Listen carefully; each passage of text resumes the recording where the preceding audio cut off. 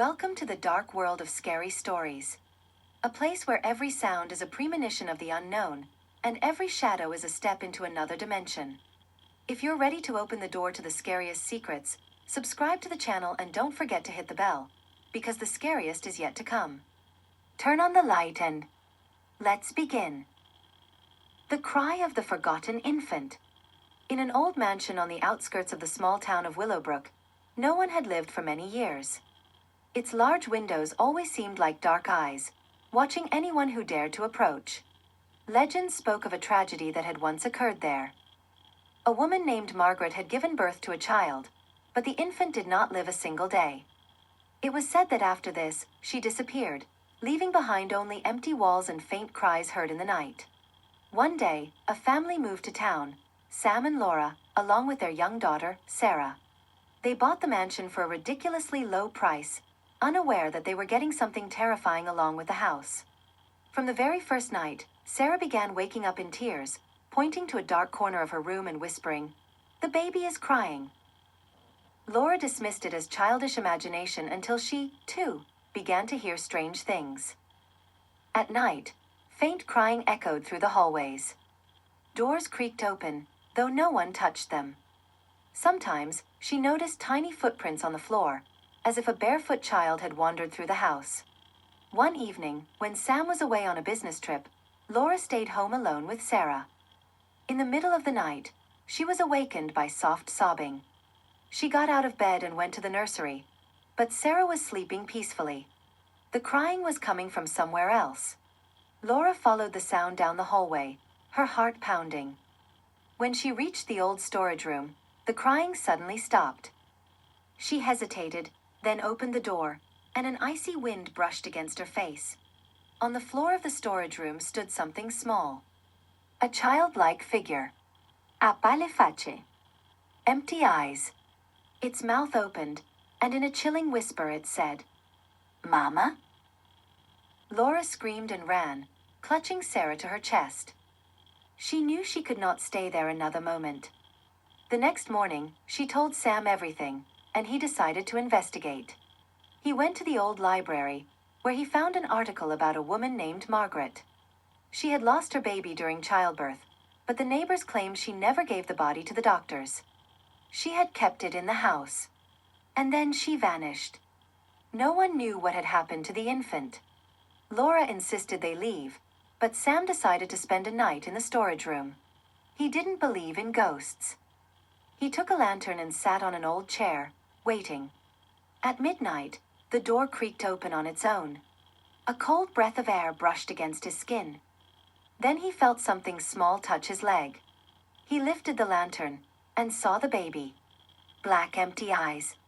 Its tiny mouth opened, but instead of a cry, a horrible wail filled the room.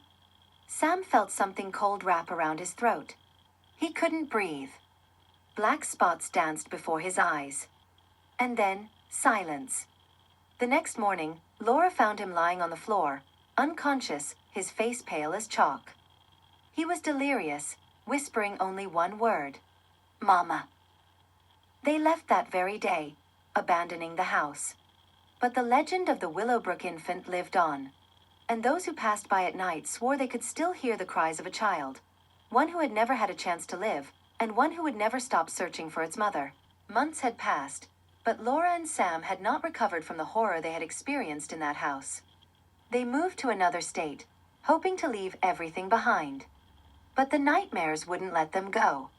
Every night, Sam woke up to the same whisper in the darkness. "Mama."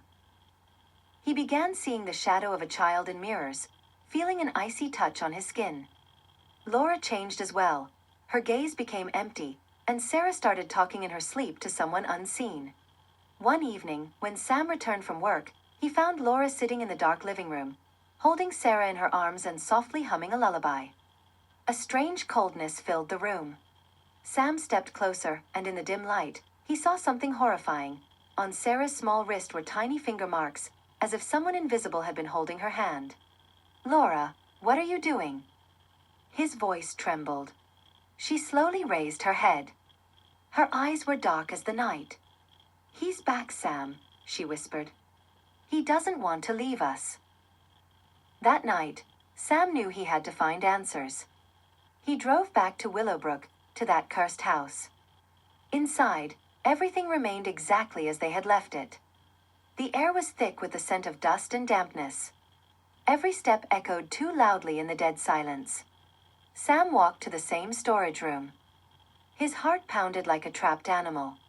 He knew he wasn't alone. "What do you want?"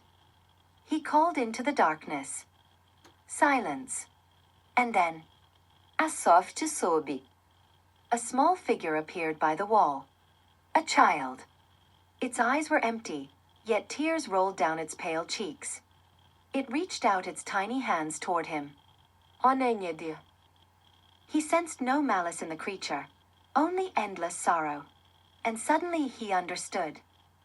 The child didn't want to harm them. It was searching for peace. But who was its mother? Where was Margaret? That night, Sam found an old record in the town archives. Margaret hadn't disappeared. She had hanged herself in the attic the same day her baby died. But no one had ever buried her properly. Her body had remained inside the house, sealed within a wall. The next day, Sam returned with the police. When they broke through an old wall in the attic, they found the remains of a woman among the bricks.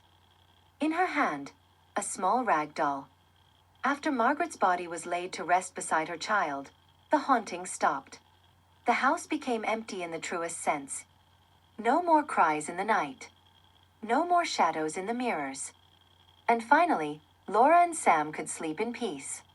But sometimes, when the wind whispered through the old houses of Willowbrook, it almost sounded like a faint voice saying, "Thank you."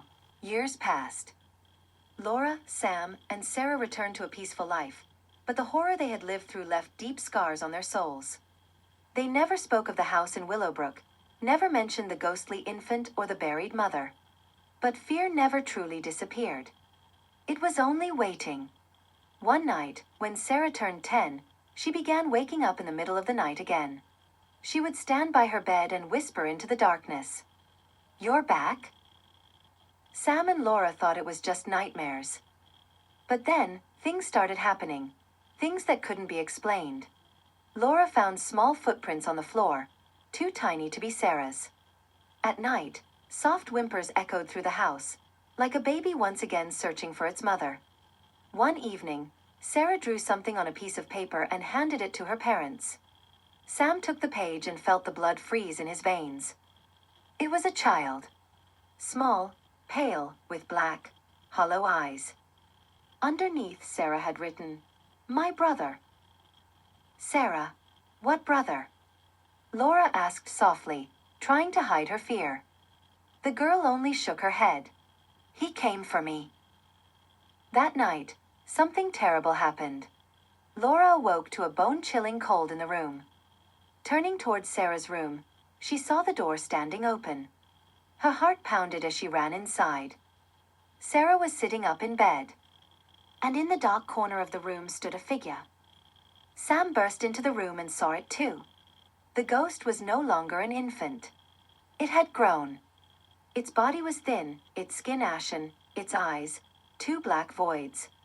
It smiled a twisted, unnatural grin and stretched its hands towards Sarah. "You belong to me," it whispered, its voice like the rustling of dry leaves. Sam lunged forward, but an unseen force threw him against the wall. Sarah stared straight into those black abysses. "Mom, Dad," her voice trembled. "He wants me to go with him." "No," Laura screamed, pulling her daughter into her arms. The ghost bared its teeth. A violent wind howled through the house. Books flew from the shelves, the windows rattled. Sam struggled to his feet. He knew, this time, the ghost wasn't just looking for its mother. It wanted Sarah. It had grown stronger. Its pain had twisted into something darker. "You won't take her," Sam roared, charging forward. The ghost's head snapped toward him, and the shadows in the room closed in, pressing in from all sides. But then, Sarah whispered something. "I know you're hurting." The ghost froze. Its head tilted slightly, as if hearing something for the first time. "I'm not your sister," she said softly. but you can find peace. The house went still. The darkness lingered for a moment, then, like a fading shadow, it began to retreat. The ghost's eyes softened, just slightly. It looked at Laura, Sam, and Sarah one last time. And then it was gone. Vanished, as if it had never existed. Silence swallowed the house.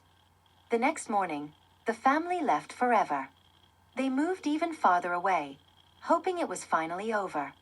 But sometimes, when Sarah sat alone in her room, she could still hear a whisper in the dark. Mama! And so, as darkness once again envelopes you, we say goodbye, but not for long. Remember, the night is never truly safe. Subscribe so you don't miss the new horrors, and come back when it's time for new nightmares. Beware of the shadows, they are always near. Until next time.